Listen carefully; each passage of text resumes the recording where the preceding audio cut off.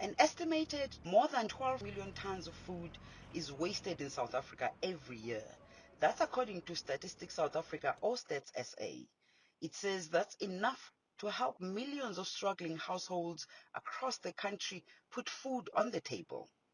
A general household survey by the agency asserts that more than 23 million people are not only experiencing food insecurity, but they're also not getting the kinds of food that form a healthy diet. In South Africa, often we look at food insecurity as only a food access in terms of the amount of foods that people eat.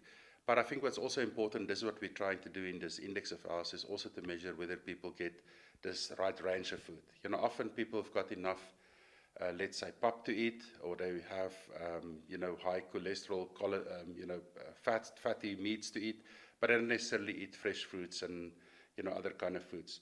Also, they don't necessarily have the right foods for the particular age of the particular person, a child, for instance, an adult or an older person. South Africa is among countries facing elevated levels of food insecurity, exacerbated by the impact of COVID-19, which caused many households to experience severe food shortages.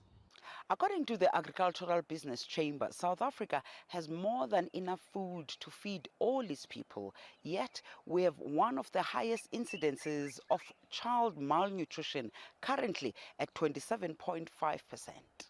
But the challenge is not so much the unavailability of food, but rather the fact that a number of households in South Africa pretty much don't have any income.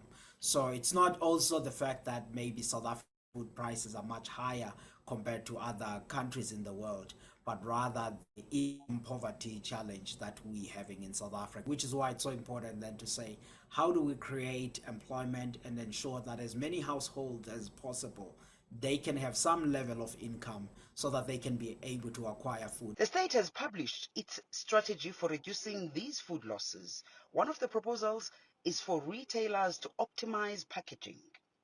This will see companies encouraged to invest in the latest packaging innovations to increase the shelf life of food, thereby giving it a better chance to get to those who need it through food donation programs rather than being discarded. One of the things I think that we've seen over time is that if we have adequate level of data, which we can see distributions of populations, we can identify, let's call it poverty pockets or food insecurity pockets, which can then be specifically focused on by government agencies, private agencies, NGOs, and so forth. And, often the solution is more than just providing food. Often the solution is, of course, more than providing only work, but it can be providing a variety of means like gardens or,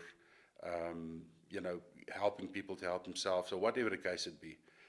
I think the main thing is just to know where we have the food insecurity and then to address it in one way or another.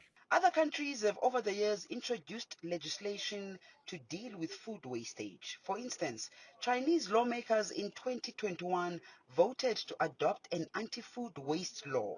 It aims to promote societal awareness around the benefit of frugality, which has always been a traditional virtue of the Chinese nation.